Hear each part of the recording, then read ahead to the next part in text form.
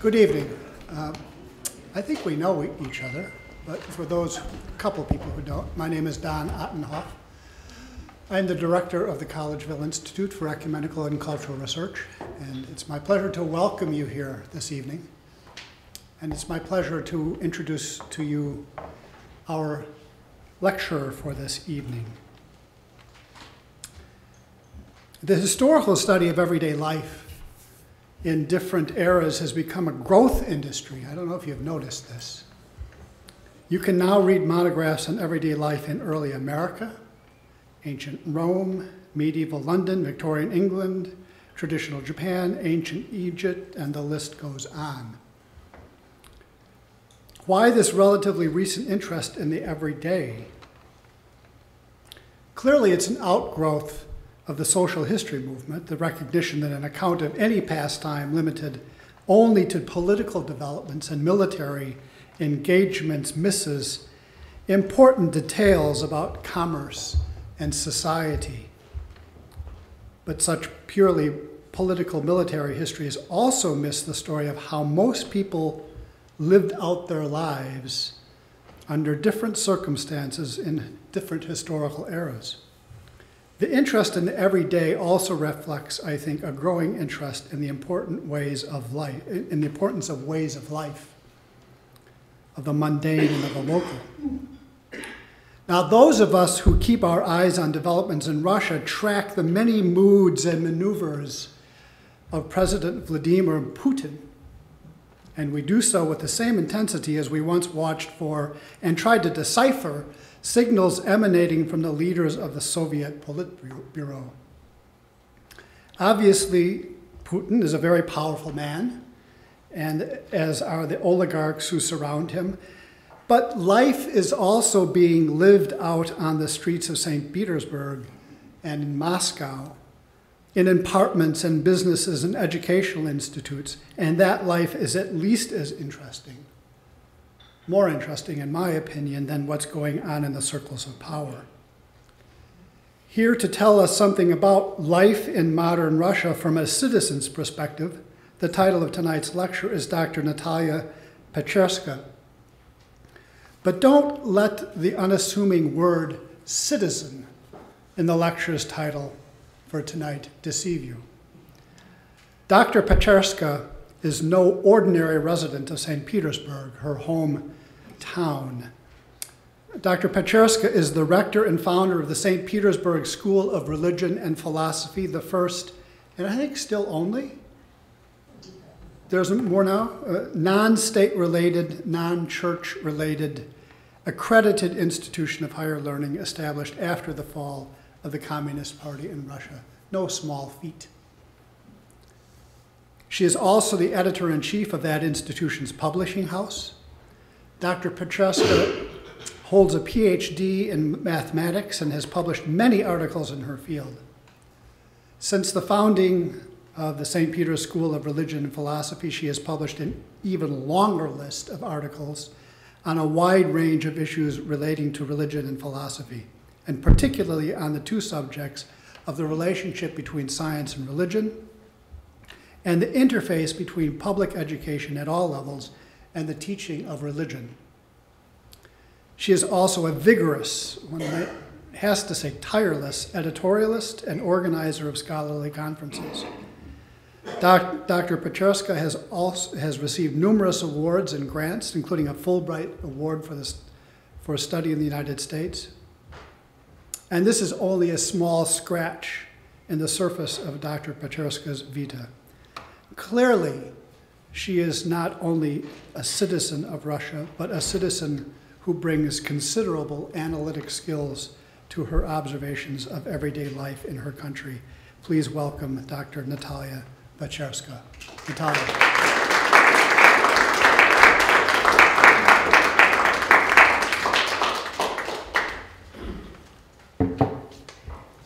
Good evening, dear fathers. Good evening, dear colleagues, dear gentlemen and ladies, and dear guests. So, I'm so glad that Don made the presentation very briefly. So, that I can start our conversation not in the formal way, not in the official way, but very unofficial way, like citizen to citizen, like Russian citizen to the American ones.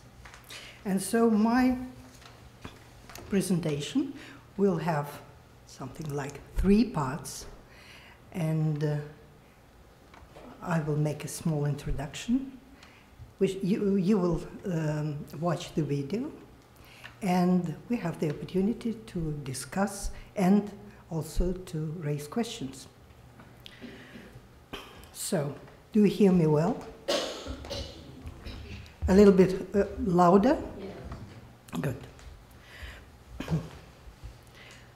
So, speaking about Russia, I may say that though I'm a native citizen and live there for the whole life in Russia,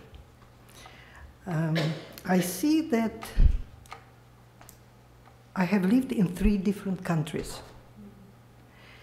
I remember the time of the Soviet Union, before 1986, then the Russia stormy transition life of the late 80s and 90s, and then the Russia of 2000 till the present days.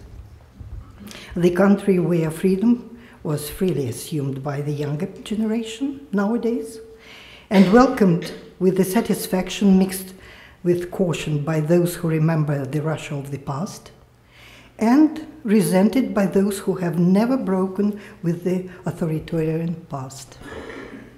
During that transition years, I was very happy to be surrounded with the people of bright intellect, capacity to think, to have visions, to desire to bring together religious faith and professional lives, to cultivate inner life and belief in God, and to help others to do the same. And I have found these type of people not only in Russia, but in Germany, in the United Kingdom, United States, in France, in Italy, just where I was traveling. And together with this group of researchers and Christians, I envisioned the so-called laboratory of mind and consciousness, which over the years evolved into the first non-state educational institution in Russia, St. Petersburg School of Religion and Philosophy. And in 1992, it became possible finally to register the institute officially at the Ministry of Education, and I was elected to be the rector of it. Being in this position for a very long time, nearly 20 years, I would certainly be willing to tell you more about my institute, but the issue of my today's presentation is broader. So I will leave the story of the challenges to bring back to the level of higher education the study of religion and theology in Russia, to our resident scholars seminar at the Collegeville Institute, which I will be presenting on the 1st December. And I will try to speak today about the reflections of their life in Russia during the last 15 years, which are connected with the leadership and presidency of Vladimir Putin. I believe Putin, when he was asked by Yeltsin in 1999 to take his place as a president, he truly started out with one overwhelming goal: to restore Russia's stability and return to its greatness. I remember just before he assumed the presidency, entering the year 2000, Putin spoke at the Kremlin on New Year Eve, saying, "Unfortunately, not everyone in Western nations understood this, but we will not tolerate and we will not tolerate any humiliation to the national pride of Russia or any threat to the integrity of the country." Still, he began his presidency wanting to become part of the West. And this was reflected in his being the first leader to reach out to President Bush right after the 9/11 terrorist attack. This manifested not only his desire to reach out to the West, but above all his fear of terrorism, of unrest, of chaos, which he had experienced in many, many forms. And addressing the people of the United States on behalf of Russia, Putin said then, "I would like to say that we are with you, we entirely and fully share and experience your pain." And in a later conversation with President Bush, Putin said it simply, "Good will triumph over evil. I want you to know that in this struggle we will stand together." And I think that words like this were not contrived. There is no overestimating, in my view, the impact of Putin of the multiple terrorist attacks in Moscow, Beslan, Volgograd, and other cities of Russia, and then the brutal Chechen war. Maintaining the strength of the state, including fighting of terrorism in all its forms, became Putin's principal goal, and the goal continues to this very day in Syria. If you will ask me what good did for Russia Putin in these 15 years, I'll tell you about the crisis of 98, when the dollar was less than a month, has jumped from 6 to 20 rubles. I remember the faces of the people who at that time had large debts in dollars. Just in comparison, from January 2000 to 2014, dollar exchange rate has changed very little, from 28 to 34 rubles. And in the 90s, someone would say that the ruble will stand almost on the spot within 14 years. There was no one to believe. And I remember bandits who raced their Mercedes 600 of an opposite at full speed, frightening the ordinary drivers and the pedestrians, and no one would try to block then the road for them. It is now possible to safely remove the bandits with flashing lights on the camera. At the same time, for the similar camera work, driver risked at least serious blows and at best a bullet in the head. I remember the mood that we had in Russia in the second half of the 90s, when everyone first thought that tomorrow will be worse than yesterday. And I remember stores of the 90s. It is not Soviet, but also not Western, dirty, cramped, with intrusive security and squalid assortment. I remember shuttle traders who lived at the expense of the underdevelopment of our trade. Note that at that time there were a complete absence of consumer loans, credit cards, network of hypermarkets, and other public infrastructure. I remember the average wage of $100 per month, which made impossible a real luxury, such common things now, like new cars or vacations abroad. And by the way, I remember the complete absence on the territory of Russia, factories producing cars in the background of super cheap workforce. Business in Russia, which flourished in the 90s. Transshipment commodity in dirty basement, completely black wages, mandatory protection even in a small business, rubbing around exchanges, money changes. And I remember envy of many Russians to the Europeans and Americans who have powerful computers and the internet, which was 10 times faster and 10 times cheaper than ours. Personally, I remember it all very well. So when I'm asked in all seriousness, what has changed in Russia for the better over the last 15 years, I may say much has changed, colleagues, very, very much. And today's Russia is a normal European country. It is quite suitable for life. Of course, modern Russia still has a lot of problems, both proprietary and legacy from the Soviet Union. But this is not the poverty strike in Russia, where the average person or every pensioner was $20 per month. Now it is $250. The salary was $100, as I said. Now it is $1,000 per month, and in which Russian senior officials cried from powerlessness and humiliation to their Western colleagues during the diplomatic banquets. All the issue concerning the law production sharing agreement, I hope you know about this. The law was adopted by the regime of Boris Yeltsin to enrich people like Khodorkovsky, Gusinsky, Berezovsky, and etc., and to capture by Western oil companies and corporations Russian oil fields in the far east of Russia.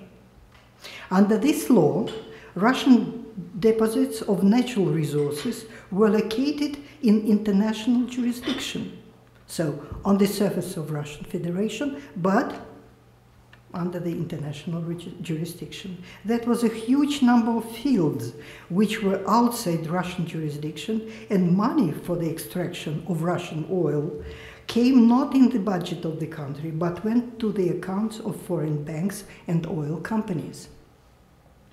The abolishment of that law by Putin in 2004 was a historical turning point of the country from colonial to an independent state. And one more important issue, which happened during the last 15 years and which my institute is part of, that is the revival of the church in Russia, which after 80 years of the dominance of militant atheism finally found freedom. Martyrs' era of persecution were glorified as saints. In a matter of years, there have been renewed or newly built thousands of churches and hundreds of monasteries, dozens of theological seminaries. Russian Orthodox Church discovered the media space, and after decades of enforced silence was able to speak freely with people. She got an opportunity to give an assessment of what she has experienced during the 20th century. She entered into a completely new relationship with the state, a relationship of free partnership and cooperation that both parties consider useful for the country, with a mutual renunciation of interference in the internal affairs of each other. And this also happened during the last years. So for 15 years, Putin has increased the political influence of Russia in the world, contributed to improve the image of Russia on the world political arena. Today, Russia is an independent and influential country which acts in its own interests and not because it is beneficial to the West. Putin has become an authority in the West and in the world as a whole. He prevented the course of the destruction and the destruction of Russia, coming on the course of development and release of a decade of oppression and impoverishment of the Russian people during the time of Gorbachev and Yeltsin. And those who follow the news, the Western media, they see an obvious negative attitude of the West toward Putin, who has recently been compared with devil and with the new Tsar, and so on, and all because Putin went against the powerful Western system, which tried to destroy Russia by depriving it even in its own natural resources. So that is my introduction. Now I wish you to hear more voices, not only mine, but from the other Russian and American people. And I prepared for you a short film of 26 minutes based on the big number of video films which my Russian and American friends gave me to work with them. And these friends traveled to Russia quite recently, and I share their ideas and now wish to share them with you. And my intention is to give you an actual sense of Russian people, streets, sidewalks, metros, culture, and what motivates them as individuals and collectively. You'll see some real faces of young people, of more mature, non-official, and official, and hear what do they say. So I will like to switch on some of the lights. So I'll probably make it a little bit quicker.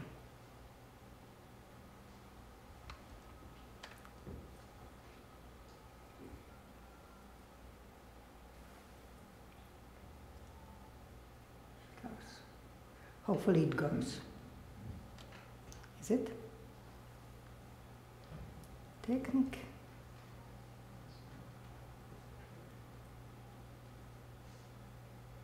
I don't hear the sound. In other countries. The Let me State start Panorama again, because I Museum. think it's important to start from the beginning. I'm sorry.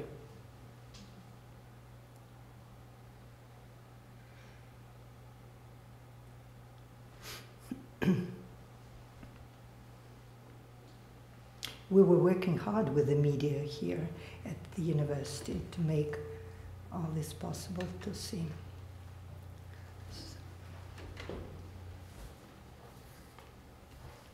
In the United States, we haven't experienced the horrors of war on our own soil, and so we may not understand the felt history of peoples in other countries. The State Panorama Museum, the Stalingrad Battle in modern-day Volgograd, Russia, recreates the conditions of that time, in which 2 million people died from August 23, 1942 to February 2, 1943. It was marked by close-quarters combat and direct assaults on civilians by Nazi air raids. It is regarded as the single largest and bloodiest battle in the history of warfare. Hitler ordered that after Stalingrad had been captured, all male citizens were to be killed, and all women and children deported. As it turned out, it was the most strategically decisive battle of World War II, the turning point in which German forces never regained the initiative and withdrew a vast military force. Here is a visual tour of that time. The panorama is called The Rout of the Fascist Troops in the Stalingrad Battle. The panorama was created by the group of artists from the Grekov studio of a battle scene painting. The plot of the panorama is based on the final stage of the Stalingrad Battle, when the Soviet troops carried out the operation named the Circle. The main aim of this operation was to divide the German army into two parts and to annihilate them one by one. On the 26th of January 1943, two armies of the Don Front united at the northwest slope of the Mamayev Hill.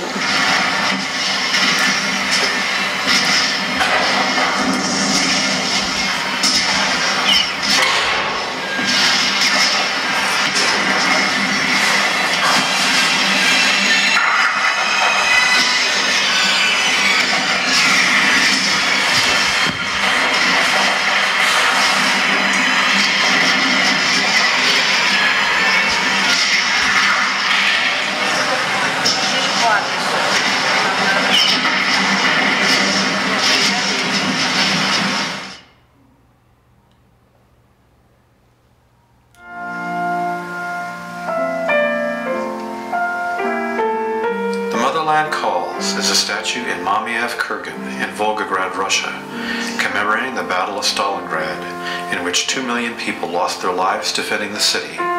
It is regarded as the single largest and bloodiest battle in the history of warfare and the turning point of World War II. In 1967, the Motherland statue was declared the largest statue in the world. We arrive in time to see the changing of the guard.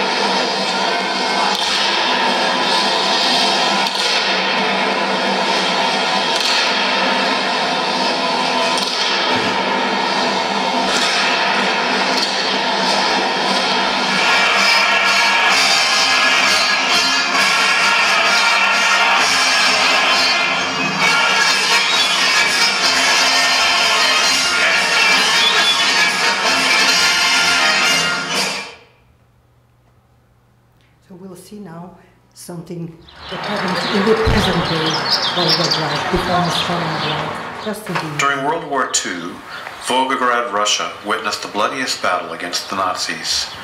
2 million people died here defending the city. 70 years later, red carnations are regularly left at monuments in memory of those who made life possible for those present now.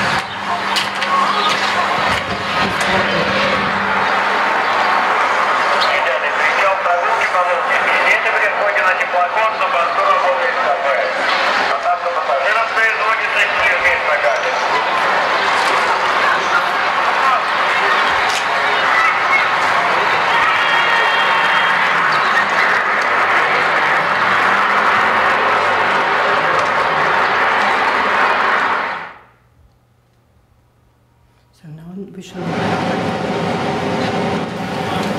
A group of 21 American delegates associated with the Center for Citizen Initiatives flew to Moscow, Russia in May 2015 to learn from the Russians themselves how they think and feel about American foreign policy, specifically about the crisis in Ukraine.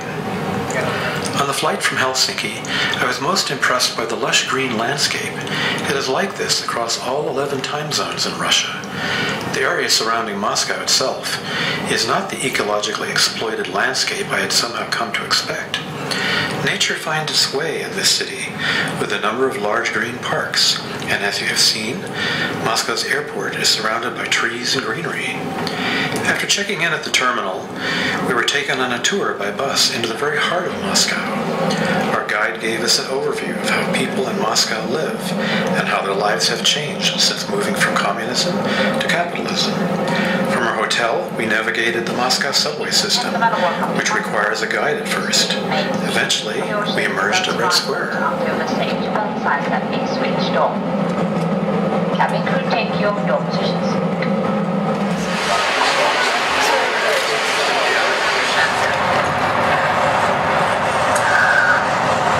Usually families in Russia consist of 3-4 people. And for many years, the birth rate was lower than death rate. It was the result of the political changes that were taking part in the country. And only recently these figures somehow equaled, and then the birth rate started to grow.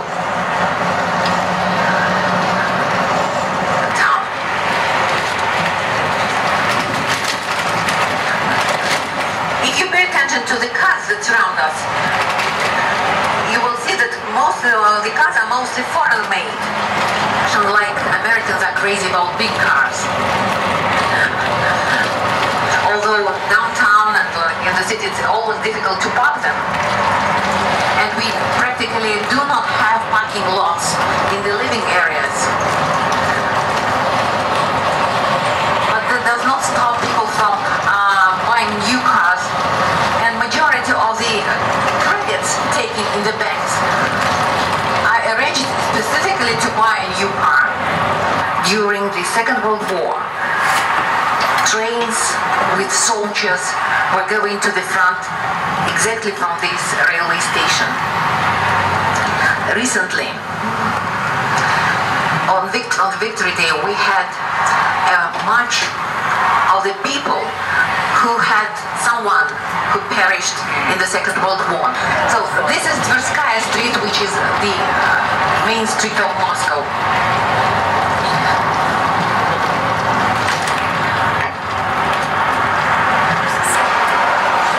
And on the left, there is the famous Bolshoi Theater.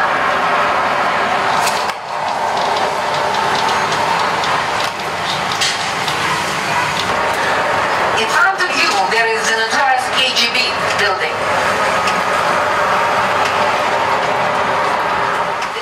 Once our group had settled down in a Soviet-era hotel, the Cosmos, we set out with a guide to navigate the labyrinthine complexity of the Moscow subway system. Our goal was Red Square, which in the soft northern light of 7 p.m. seemed somehow smaller and more friendly than we had imagined, as you will see. We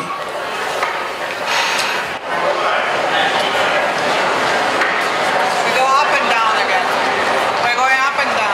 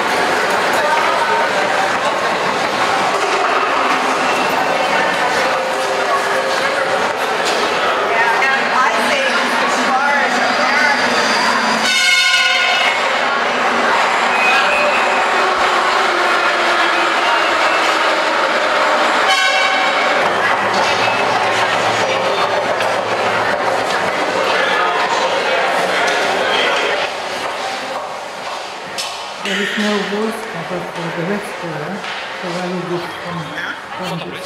There is someone who looks like President Putin. He tried to entice to take photo with him. He is coming very closer to me. Russia ahead. Ura Russia. For peace and happiness. For golden ruble. Peace and happiness to you. Командующий Иосиф Сталин.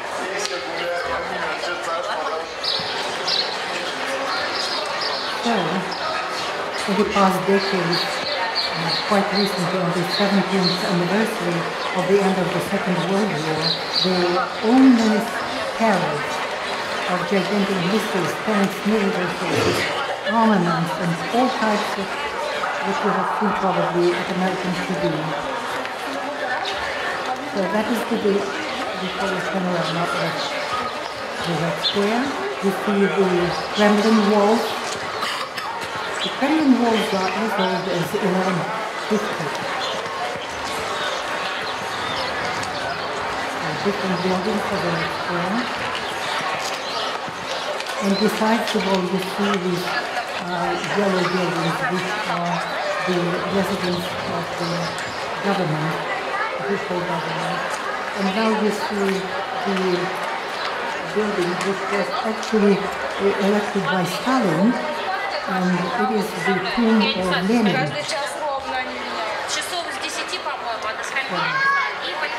In the Soviet time there was something like sacred place. Now it is even not so well.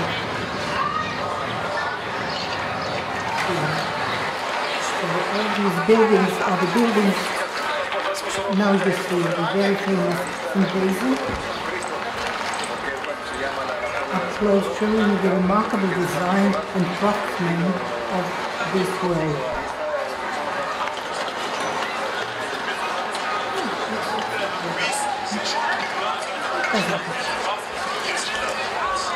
So this is the bell tower and the famous sounds important for all Russians.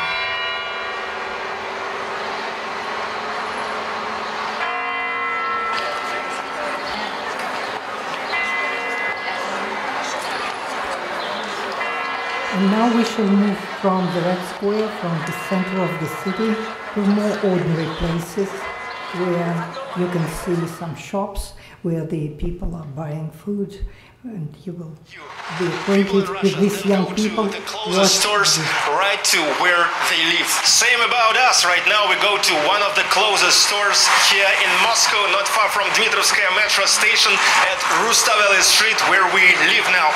That is Dixie, one of Russia's largest retailers for food and everyday products. The first thing I can see is the fruits here. We like bananas, $1.50 per kilogram, and this is the first thing that will go into our basket. Mandarinas, they have the same price, it's $1.50. It goes to the basket. And apples, they cost $2 per kilogram. Cabbage, it's just about 60 cents. Onion is about 90 cents. And the potato, 80 cents per kilogram. Cucumbers, $4 per kilogram. The sunflower oil, it is about $2 per liter. What about the eggs? 10 eggs in the packs like this, $1.50. Apple juice costs $2 American. So, and that's how we came to the cashier. Almost in all stores in Moscow and in Dixie as well, you can pay as by cash as by bank cards like Visa, Maestro, MasterCard. Спасибо. We've got a final check, 1,200 rubles. This is about 35 American dollars. Sergey Baklykov, there's Sergey Grom. So now I ask these guys to comment on the situation. Hello everyone, you're watching Real Russia, the first English language Russian channel about the real life in Russia, and the first Russian channel ever that has started broadcasting 2.5K quality. My name is Sergey Baklykov, and there behind the camera, our unchangeable camera master Sergey Grom. Say hi, man. Всем привет. Since the very beginning in September 2012, we are making the deepest insights into the real Russian life with no fake and no bullshit. And it is really so. For more than a year and a half of our work, we have been inside of so many places here in our country and shown even that things that you will never see on Russian television. However, we are always staying out of politics on our channel because this is not what our channel about. However, today, after so many requests from our viewers, we decided to make a little exception and to say about our position regarding Crimea, Ukraine and the politics in our channel. Of course, you guys asking us about our opinion regarding the activity of Russia in Crimea and Ukraine. And we understand why, because you are searching for the truth and you want to know our point of view because you trust us. But the key is that we ourselves don't know the truth. Let me explain that information have three levels. That's full information, fragmentary information and partial information. And when it's about politics, it's really very hard, always very hard to have a full picture, full information. You know, the top leaders of our countries, only they have the full information and only they know why they act like this or like that. To their press centers, they're giving only the fragments of information regarding according to their interest. And then the media is making the same. They edit it one more time and finally on the air we are getting only the part of the fragment, partial information. And the word thing that later by this partial information the people are making their opinion and judge who is right and who is not. But believe me, most of you don't really know what happens. Same about me. Personally, not me, not Sergey Grom, still never sure who organized Maidan, who are standing for those people, who paid them the money, who killed the people in Ukraine, and what's really about talking Putin and Obama under their closed doors. We are not sure about this. We just can't know this.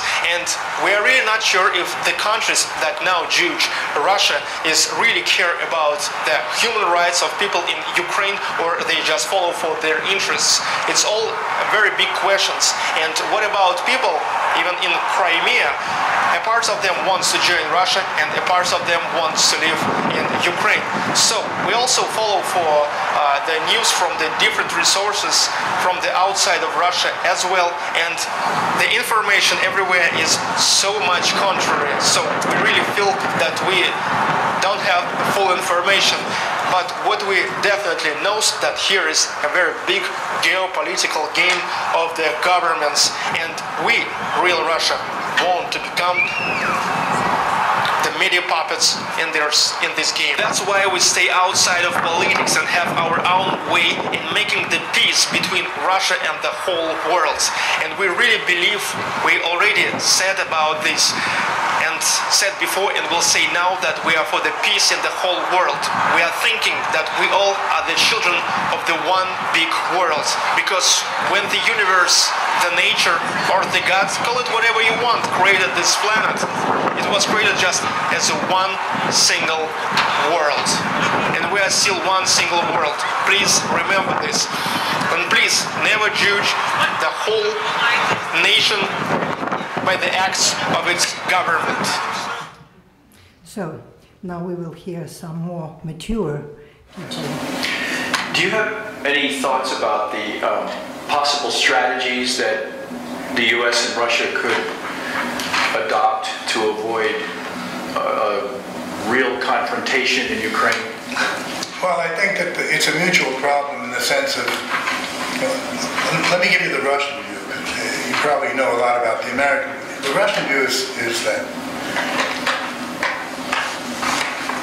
Russia has been mistreated, disrespected. The interests of Russia have not been taken into account by the United States. That when the Cold War was over and when the Soviet Union disappeared, the American view was, okay, you guys lost the Cold War and you scared us for a long time, and you're going to pay for it. What public opinion polls tend to show is that the overwhelming majority of Russians believe the United States to be the most threatening country to their lives. In other words, they believe that if the United States could, it would wipe them out. And that if the United States, people say, the American president, that we would like to see a strong, democratic Russia. Nah, that's not true. They don't want to see a strong Russia. They want to see a weak Russia. In fact, they'd like Russia to fall apart like the Soviet Union did. That's what they really want. They want to take over our wealth, our natural resources, our oil and our gas and our metal. That's what they want. That is the feeling about most people. That's what they say. What reasons do they have to feel that way? I would say it's what they're more or less told by the media. The Russian media? Of course. Of course. By Russian television, which is very anti-American. Why? Why is it anti-American? Well, because, I believe I said this at the beginning of our meeting, because the leadership of Russia in the person of Mr. Putin does not believe that you can trust the United States. So, and now we'll hear... In June 2015, select American delegates from the Center for Citizens Initiatives met in Moscow with Andrei Kortunov, the Director General of Russia's International Affairs Council.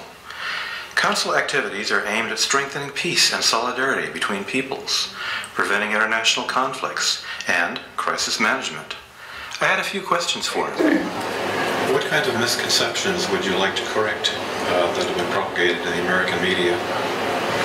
Well, for example, in my view, it would be wrong to assume that from the very outset, Putin had this master plan to somehow restore the Soviet Union and to undercut the United States and to get to an authoritarian political regime. I don't think that it is right.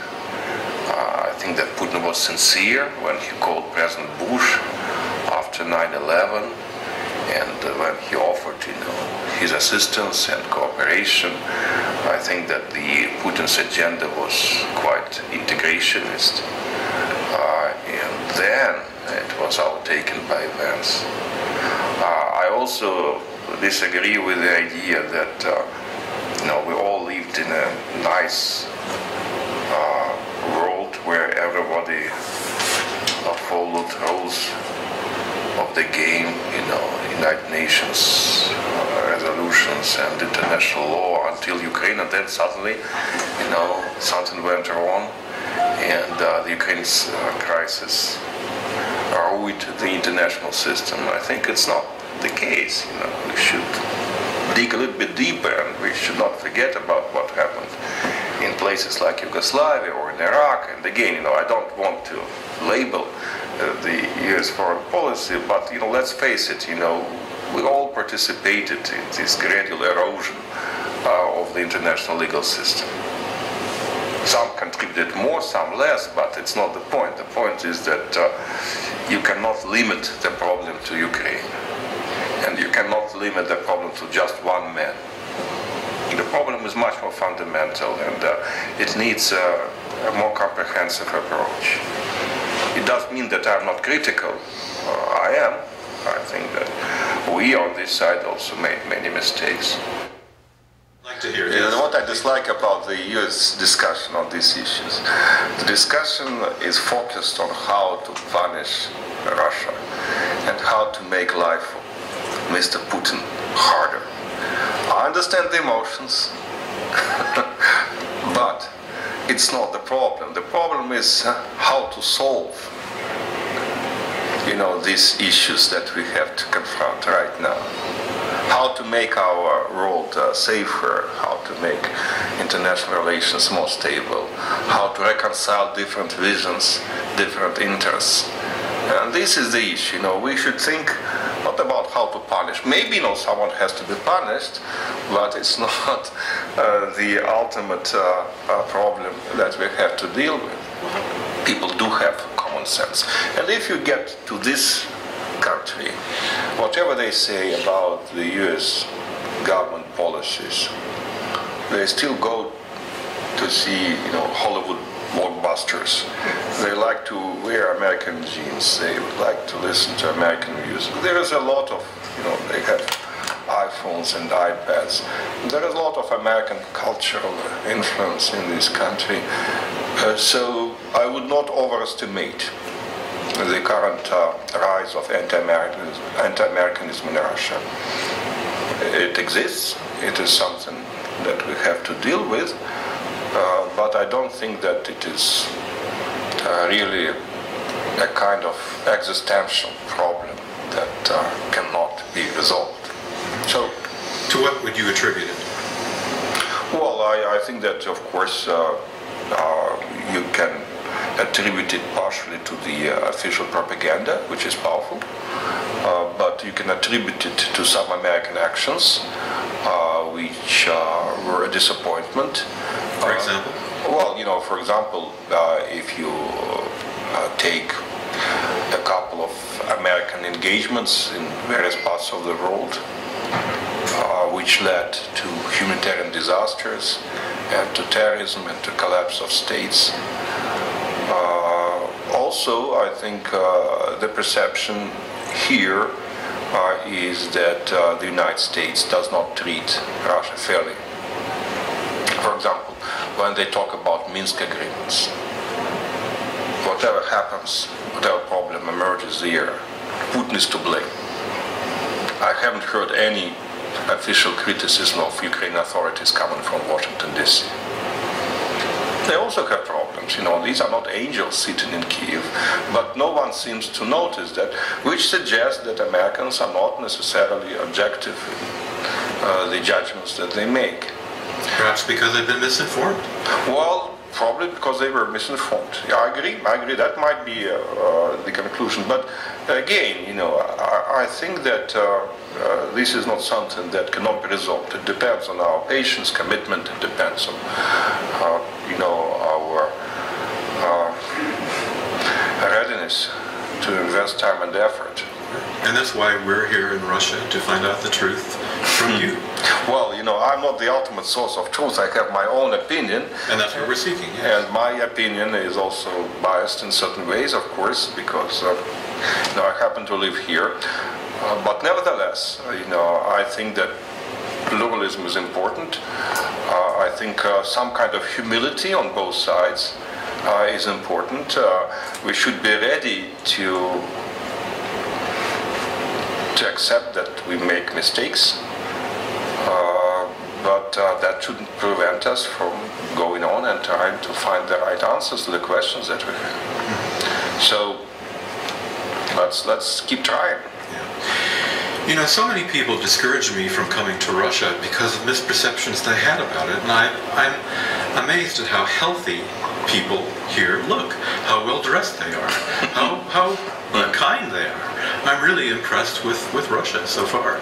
Well, thank you again. You know, I don't want to generalize. You know, this country has its own problems, and I think that these are not small problems that this country faces. But you've made remarkable progress in the past 2 decades. Well, the country, and that's another, misperception that probably the United States should pay more attention to, that Russia is no longer the Soviet Union. Right. That whatever you say, because, when you watch US movies and if you follow Russian characters here, they came from 1960s or 1970s, right. But we are different. We are getting westernized. We are getting, cosmopolitan. People here, they travel much more than they used to. The younger generation is fluent in English.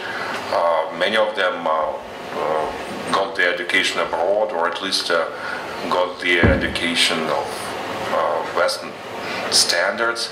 So the country is changing. Maybe it is not changing as fast as we would like it to change.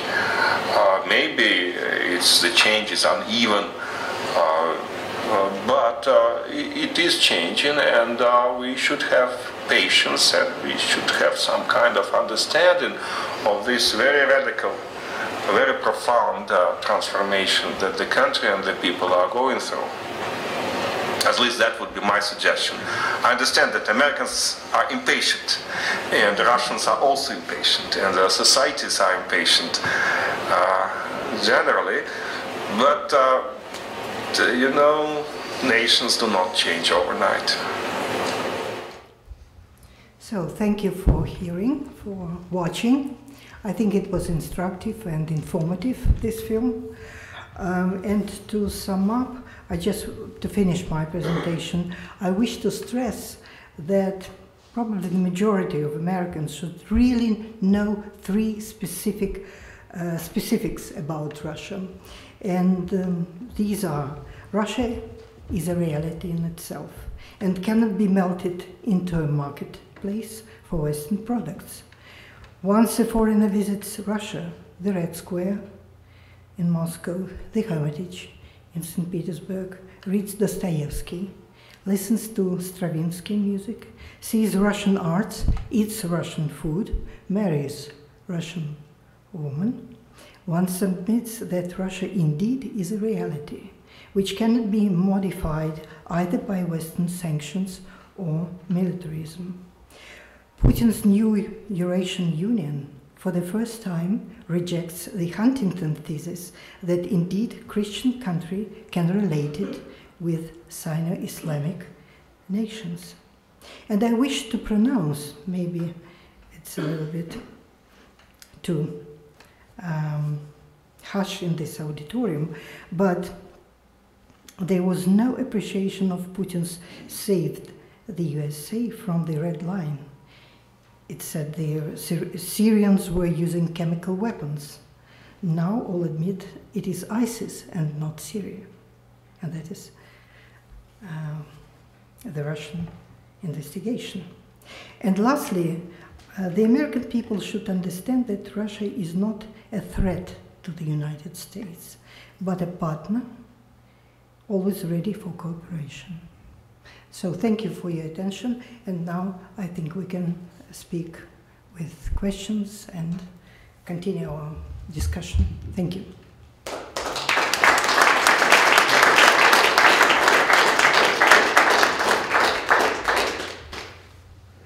So,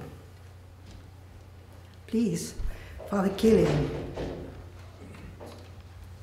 What about the role of the Jews in Russia?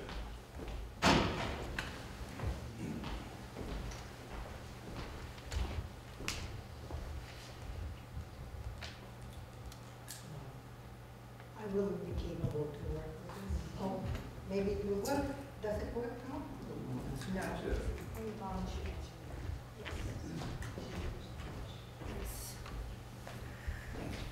So I cannot say about the role of the Jews. I can say that St. Petersburg School of Religion and Philosophy, during the first years of its existence, started this conversation, Christian-Jewish dialogue. And the first conference we made was the attitude of Russian Orthodoxy to Jews and Judaism in the Bolshevik Russia. And I think starting from this 1996, we made a huge progress, I mean, in the country and in the church and in the state in concern with the attitude to Jews and to Judaism. I'm always very cautious about, because in our history we had different type of periods when this was a very, very difficult and very strenuous thing, but nowadays it's more or less quiet, I would say it like that. Please. Did you say that it was not the Assad regime that was responsible for the use of chemical weapons in Syria, but it was ISIS? Yes. I think the majority probably even do not know here about this. It was never pronounced loudly on TV or in other places. Please. Well, so I think this gets to a question that's been running through my head this whole time, which is about the media and information and how do we know what we know. And so I follow the news pretty closely. I've never heard anyone say that before. Maybe I have no way of knowing what's factual. But the question I've been wanting to ask you, and I think it's relevant to this point, was brought up in the video, which has to do first with the media in Russia and who runs it and what is it saying. How trustworthy is it? Factually is the first question.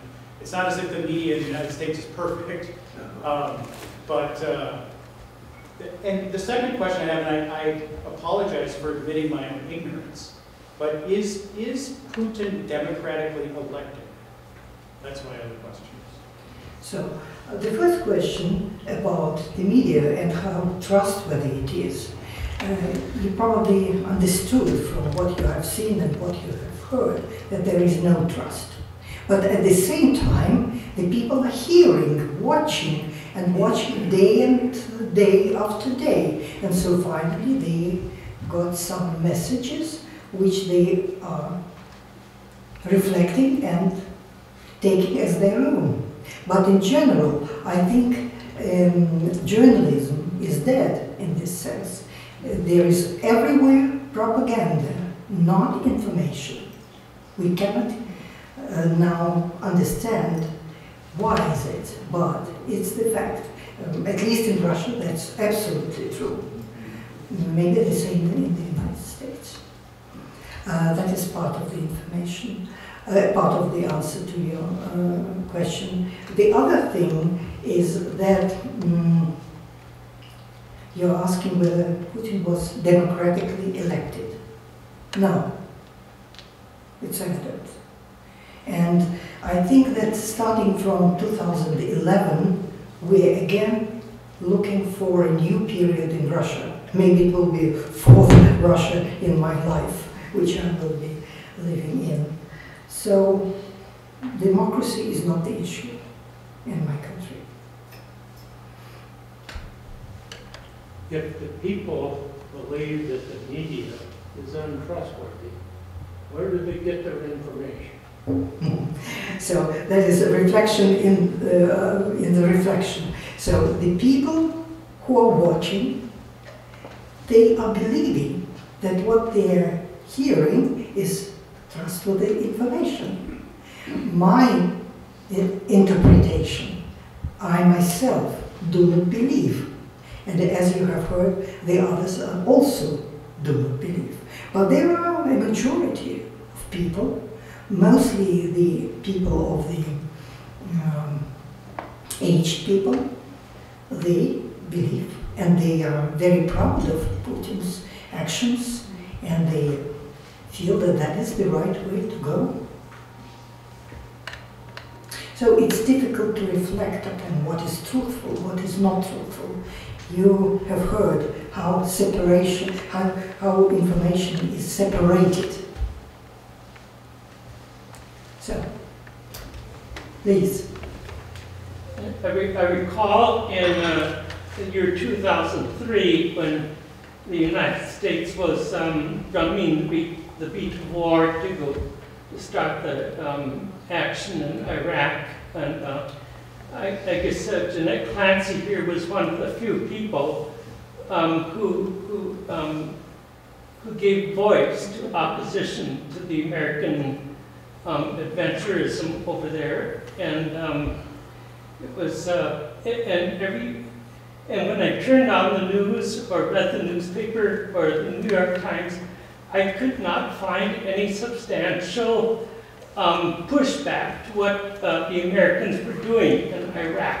I had to go to the CBC in Canada, I had to go to the BBC, and I had to go to the Guardian and to Sveriges Radio in Sweden to get other perspectives that were just absolutely drowned out here. So what would your advice be to the Americans who swallow things hook, line, and sinker?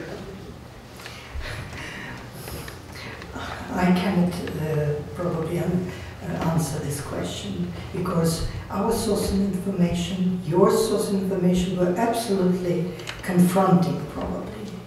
And your presidents, they insist, and I think they also push the American people to trust them and to follow their decisions. In Russia, we were very, very upset about these steps, because we know what this continent is like.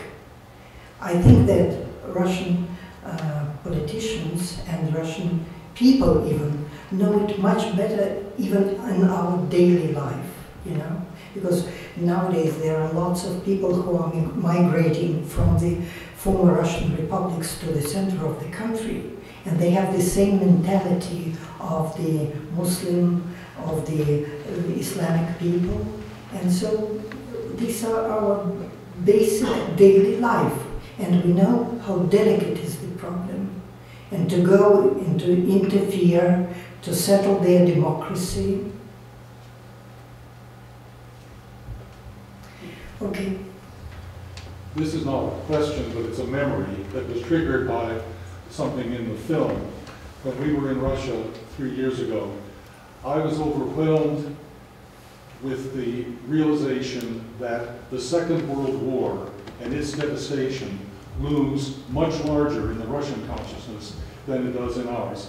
We were devastated by 3,000 people killed on 9/11. 2 million citizens of 20 million all told, but 2 million in this one city. And the memory that's triggered, and especially moving the day after our Veterans Day, was in one town we happened to see a bride and groom still in their wedding dresses, wedding materials, coming to the local memorial to the soldiers who had died in the Second World War, and we were told that that was a very common thing for the young people getting married to come and express their gratitude to those who made this possible for them to experience. So I think to understand Russia, it is really, really important for us to try to comprehend what the devastation of war meant. And that's true. Each family lost someone, or many ones in the family. And so when we had the celebration of the 70th anniversary, the streets, millions of people with portraits of whom they lost during the war, were marching through the streets, and there were rivers of people. It's really our destiny, our past, but which will be never forgotten. And you are right, that for the bridegroom, that's the tradition to come to the memorial places. Thank you, Patrick. Having met Patrick, I can second that experience when we flew into Moscow. I had all the images of communist Russia, the propaganda, and I didn't know where I was because everything was lush green, 30 miles of flowers from the airport downtown Moscow. And people were most helpful. I had all the suspicions that we were going to be knocked off, and, be led across some park and we'd never see us again. And the taxi cab driver didn't speak a word of English and had like 3 or 4 cell phones going, trying to get us to the place, and we were sitting there just nervous that we thought, we will never see America again. And then he took us right to the very spot. And even when we got lost in the subway and all that, things were just so different than the images that my liberal mind that is the results. What I value in people, in their actions, what they are doing, what are their results. And the results sometimes are so impressive that even you could blame, you wish to blame, but you feel that the person has done a lot for the country. So you then will be much more cautious in blaming, and you probably would be more interested to understand, to think about. Okay? Natalia, can you say more about the Russian Orthodox Church? Say a little bit more about, first of all, its relationship to the government, but also its relationship to the people. We hear about the recovery of the Russian Orthodox Church and that it's regaining its property and building new churches. Are people attending church in large numbers? Is there a revival of interest among the population? In many Soviet bloc countries, the secularism of those countries has continued unabated after 1989. Is that the case? No, that is not the case in Russia. The Russians are going to the church. The Russian churches are full of people, and we have lack of churches. We have to build more and more. And the lot of engagement of the priests, of the church people into the secular life. And I think that if once we will make a trip we will try to start this negotiation about the trip to St. Petersburg, to Russia, to see the monasteries, to really experience the spiritual depth of Russia, which is still there. I think it will be very vivid and very important to bring this notion of spirituality, which is not only in the buildings, in the constructions, but also in the soul of the people, which is very, very stable. You can hear all kinds of rumors about the church property, about briberies, and about many negative things, but nevertheless the church is doing its work. And this unprecedented freedom which the Russian Orthodox Church now has is certainly a temptation, but this temptation will be overcome, and there will be more positive, which you will hear in the West.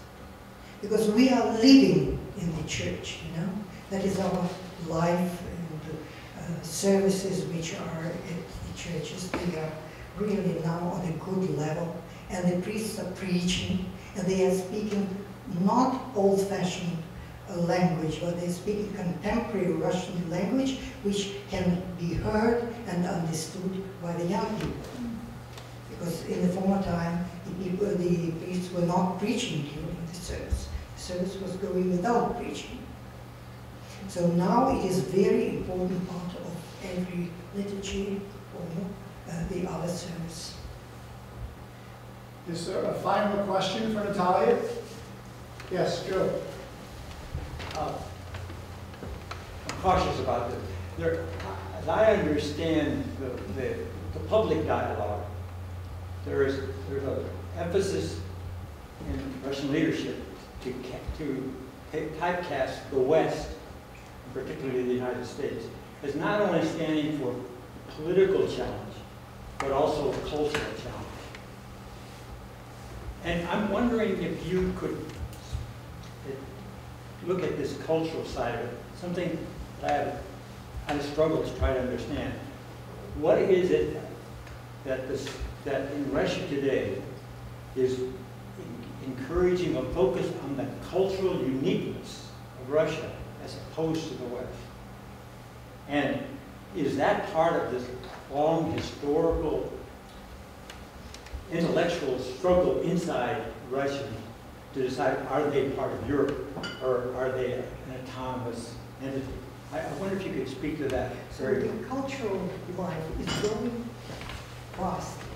It's a huge... the cultural life in Russia is going in a full swing. And there are many, many conflicts with the Western countries. Cultural life is really very rich.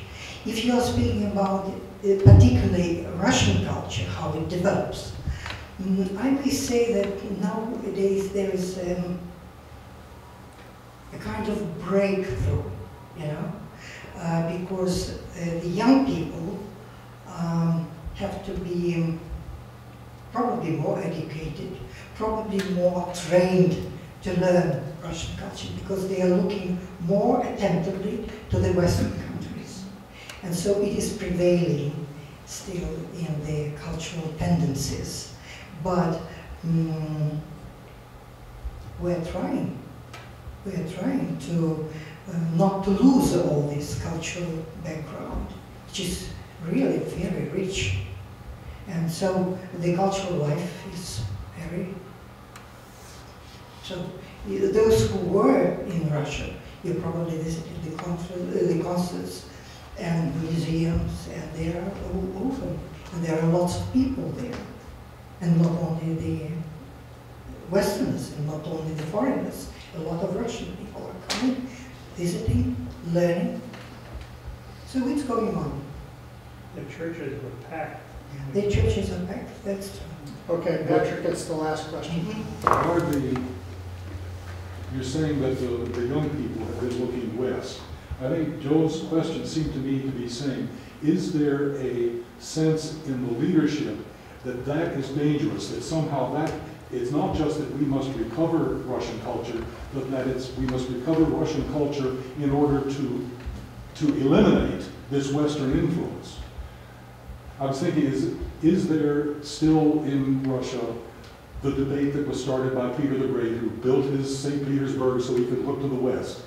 Is there still the sense that in some ways that was a mistake, and that Russia must retain its own identity, which is not just unique, but is also different from and superior to the Western These European? debates are going and going, and there are people who are really reject Peter the Great reforms and all he did for Russia. But at the same time, there are a lot of nationalists who are just insisting only on Russian, on everything to be Russian, everything to be only Russian. So there are extremes, a lot of extremes, but in general, I think we are not pushing everyone to look at Russia as a best, more cultivated, more richest country in the world. But we are sharing our cultural heritage. Thank you, Natalia.